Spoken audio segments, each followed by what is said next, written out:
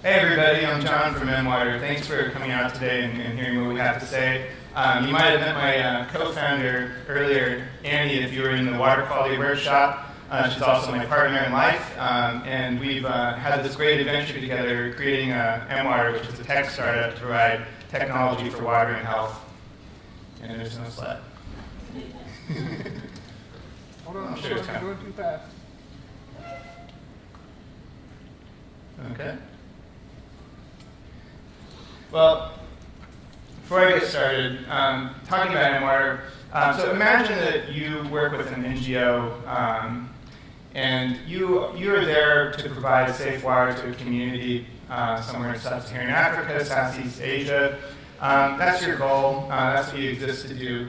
And imagine that you're doing a good job. You're trying to follow the Millennium Development Goal target of providing access to improved health, improved water systems. And you're out there, you're working with the community.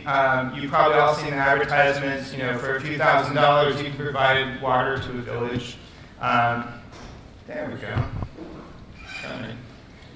And that's great. But they're doing their best. They're working with the local community. They're, maybe they form a water user committee to look after the investment after it's been built. They work with local labor and contributions to fund the development.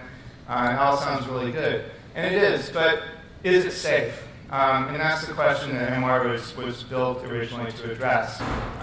What if I told you that some of those wells will be contaminated with sewage within just a few months of them being built?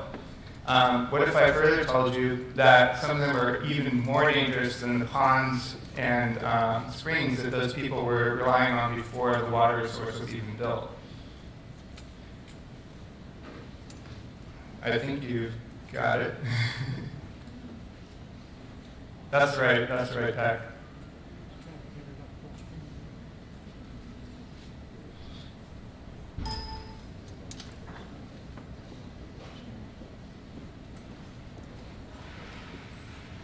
Well, we'll move on.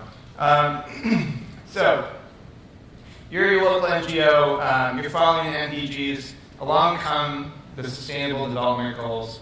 A subtle difference not many people may have noticed between the Millennium Development Goals and the Sustainable Development Goals is that the word safe appears in front of water and sanitation for the very first time. It was no accident that word did not appear in the Millennium Development Goals. It was intentional because we didn't have the technology to realistically monitor water quality around the world, at the level that would be necessary to meet the standards for global evidence that the MDGs required. So they looked for another measure, and they came up with what they call access to an improved source. That could be a source that's protected from environmental contamination. It might be more likely to provide safe water because of how it was built. But that's not necessarily the same thing as safe. And more we're finding this out. We now know that over 2 billion people in the world today are drinking water that's contaminated with raw sewage, as we can tell by measuring the fecal bacteria E. coli, which is the #1 indicator for that. So, you think you're going to get the slides? Working on it. Okay. So we're left here with the problem. Originally, it used to take a laboratory with trained microbiologists. You had to have a ton of equipment, that cost hundreds of thousands of dollars, possibly. You had to have procedures in place. All of this made it to where water quality didn't really get measured in low resource areas of the world. And as a result, we have the situation today where we really don't know, but we have estimates to show, how big of a problem this is, but we don't have our hands around it yet.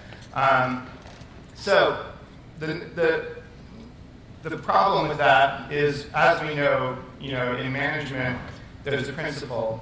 What gets measured gets done, right? Everybody's heard this. It's common if you've ever taken a management class to hear about this, and it really applies to the global goals.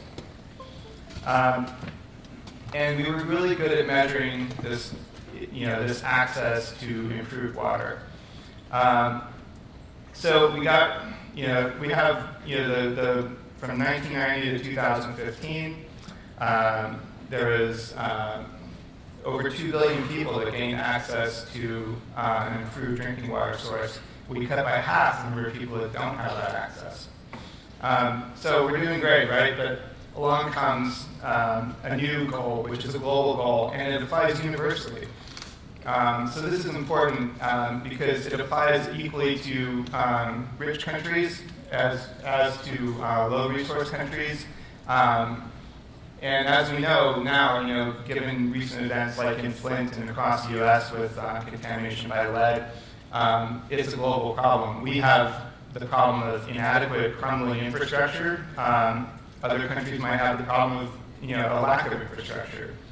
But it all comes back to the need to provide safe water requires ongoing monitoring to make sure that you're actually achieving your goal. Looks like we have it. Will the clicker work? Let's see. Can you advance the slide?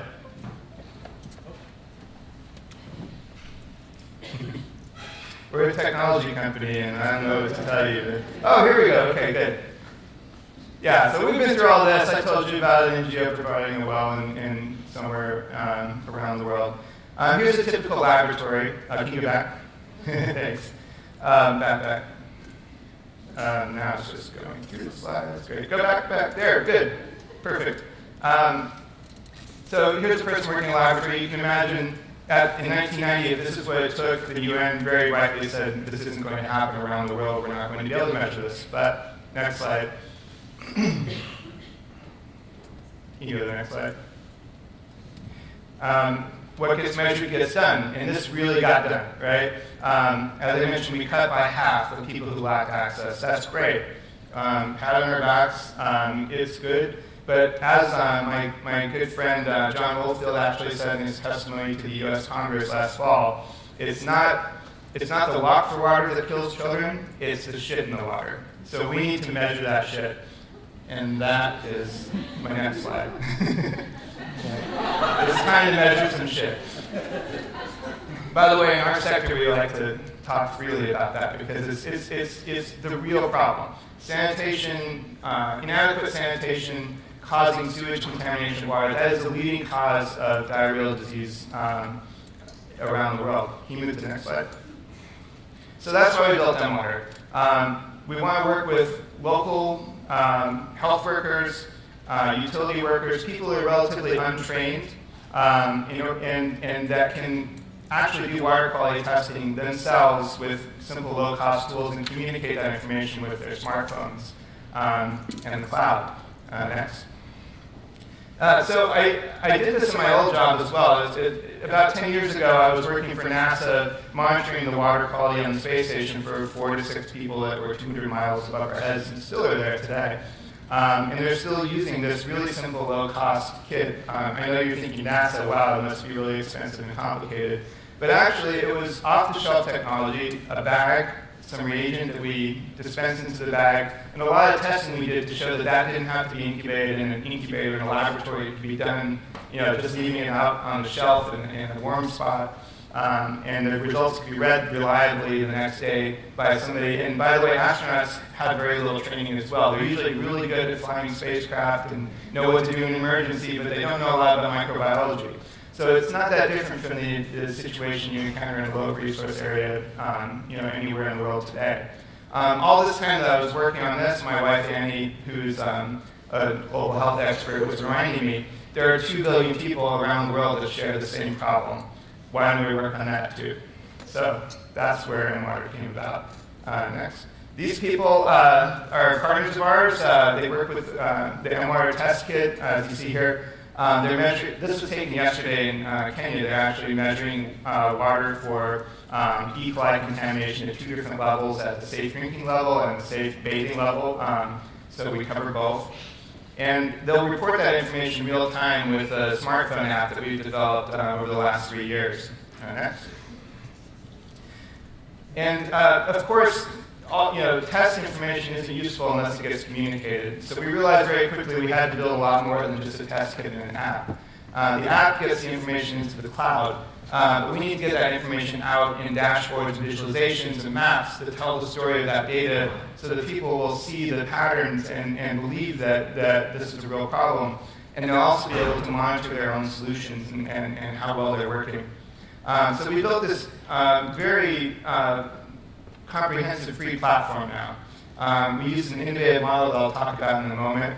But this entire platform is completely free. You can develop any sort of survey you want and monitor something over time, whether it be a water point or a school or a health facility, and it's all free. Next.